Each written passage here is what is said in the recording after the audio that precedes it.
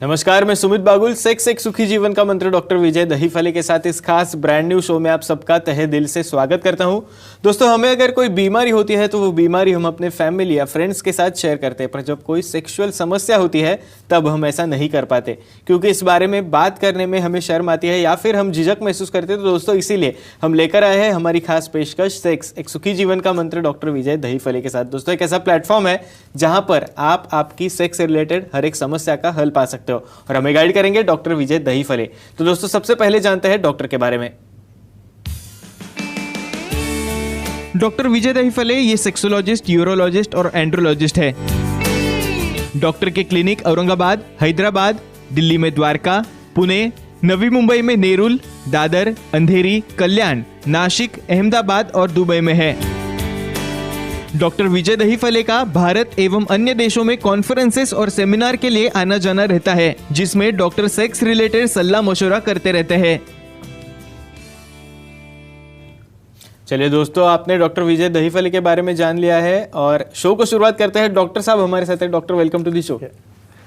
नमस्ते डॉक्टर, हम बात कर रहे हैं सेक्सुअल डिस्फंक्शन की और पब्लिक डिमांड की वजह से आप बहुत ऐसे अहम जो टॉपिक्स है उसके ऊपर हमको गाइडेंस दे रहे हो। तो आज के सर इस एपिसोड में आप हमें सेक्स और हाइजीन, मतलब लैंगिक स्वास्थ्य जो होता है उसके बारे में गाइड करने वाले हो। तो सर, सबसे पहले मैं आपसे पूछना चाहूंगा, सेक्सुअल हाइजीन या फिर लैंगिक स्वास्थ्य जो रहता है तो ये क्या होता है और इसके बारे में थोड़ा बताइए। डेफिनेटली हम यहाँ पे सब दर्शकों के लिए एक सीरीज क्यों लेके आए हैं, sex education, sex awareness and sexual safety. ये हमारे 3 गोल है, जिसके तहत हमने साम टीवी के द्वारा ये सब प्रेजेंटेशन दे रहे हैं। स्पेशली सेक्सुअल हाइजीन क्या होता है, बेसिकली क्या होता है, अपने करिकुलम में इसकी इन्वॉल्वमेंट नहीं रहती है। हमें सेक्सुअली एक्टिव रहने के लिए उसे स्वास्थ्य उसका ठिकाना बहुत ज़रूरी है।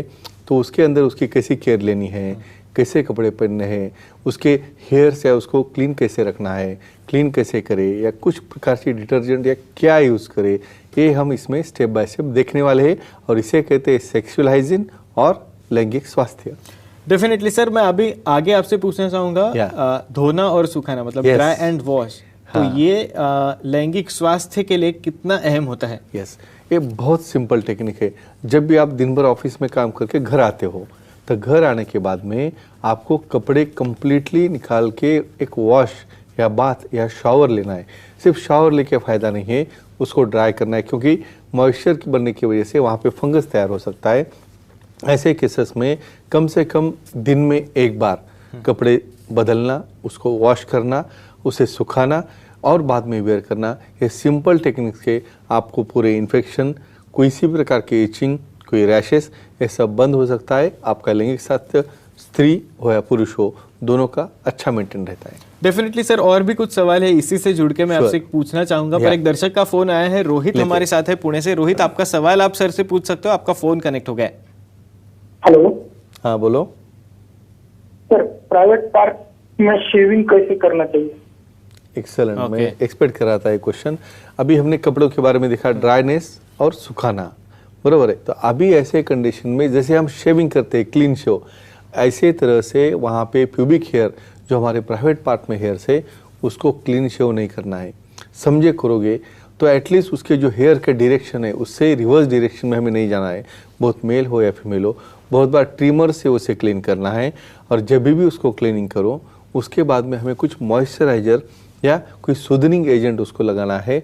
लेकिन कुछ लोगों को जो गलत फहमियाँ है कि भाई हेयर हम कट करने से कुछ और इफेक्ट होता है या सेक्स में कमजोरी आती है, ऐसा कुछ भी नहीं है। तो रेगुलरली वो पार्ट क्लीन रखने से आपको पार्टनर को भी इंटरेस्ट आता है और खुद के लिए हाइजीन भी अच्छा होता है। एक लाइन में बोलूँगा, डायरेक्ट रिवर्स डायरेक्शन में शेविंग में मत करें, और ट्रिमर से यूज़ करके उसे कट करके हम उसको अच्छा स्वास्थ्य रख सकते हैं।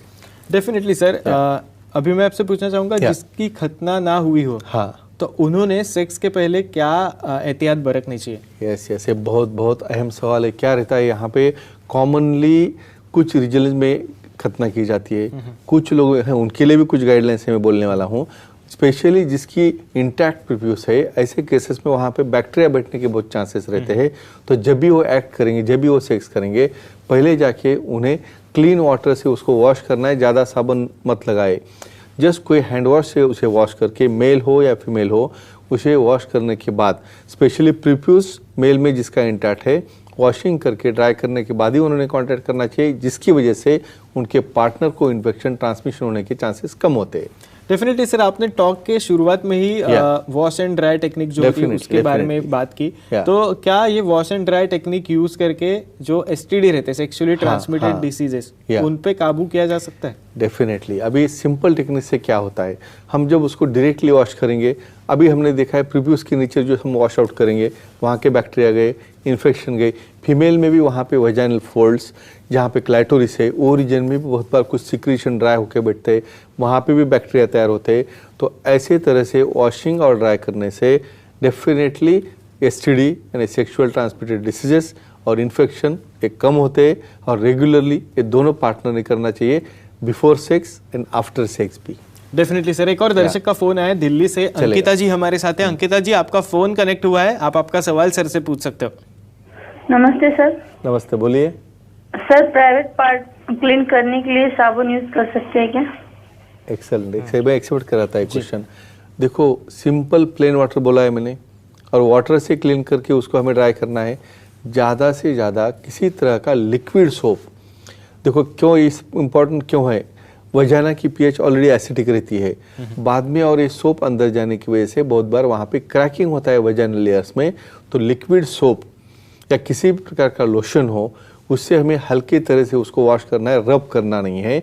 और डाउचिंग यानी बहुत बार उंगली अंदर डाल के उसको वॉश करने की आदत रहती है फीमेल्स में, ऐसे भी करने की जरूरत नहीं। कंप्लीटली ऊपर से फ्री फ्लो डाल के लोशन से वॉश करो, उसको ड्राई करो, और उसकी वजह से उनकी इन्फेक्शन, उसका टेक्सचर, स्किन का कलर और स्किन का सॉफ्टनेस, ये सब मेंटेन रहेगा। डेफिनेटली सर, एक अहम सवाल मैं आपसे पूछना चाहूँगा, सेक्सुअल हाइजीन की जब बात आती है, तो कौन से अंडरवेयर्स रहते हैं वो यूज़ करने चाहिए? एक्सेलेंट। बहुत बार हम एडवर्टाइज में देखते हैं, बहुत नायलॉन के अंडरवेयर है, ये है वो है। सबसे इम्पोर्टेंट क्या है, वेंटिलेशन। जब तक आपके वहाँ पे एंट्री हो जाए, बहुत बार अपने पास क्या रहता है सुमित जी, एक पैंट है, उसके ऊपर दूसरी है, तीसरी, ऐसा चढ़ाना नहीं, कुछ ज़रूरत नहीं है। घर आने के बाद सिंपल कॉटन अंडरवेयर, जिसको थोड़ा भी गीलापन न होना चाहिए, क्योंकि उसके अंदर फंगस रहता है। और वो अंडरवियर जो अपने कमर को, बहुत लोगों को टाइट बांधने की आदत रहती है, वो भी नहीं रहनी चाहिए, क्योंकि वहाँ पे इन्फेक्शन हो जाता है। तो ऐसे केसेस में मेल हो या फीमेल हो, सिंपल कॉटन अंडरवियर जिससे एयर वेंटिलेशन होता है, जो क्लीन है, और जो हम सोते हो तो उसको बदलना है, तो ही आप आपका लैंगिक स्वास्थ्य मेंटेन कर सकते हो, बहुत मेल और फीमेल में। डेफिनेटली सर, वही एक्चुअली पॉइंट पर मैं आना चाहता था। फ्रीक्वेंटली हम अगर अंडरगारमेंट्स चेंज करते तो उसका सेक्सुअल हाइजीन के ऊपर क्या इफेक्ट होता है और क्या संबंध है उसका? श्योरली, सबसे इम्पोर्टेंट बोलता हूँ, जब तक आपके पार्टनर में अट्रैक्शन नहीं होगा, इवन अट्रैक्टिव कपड़े पहनने से भी आपको एक एक्साइटेशन आता है, विजुअल।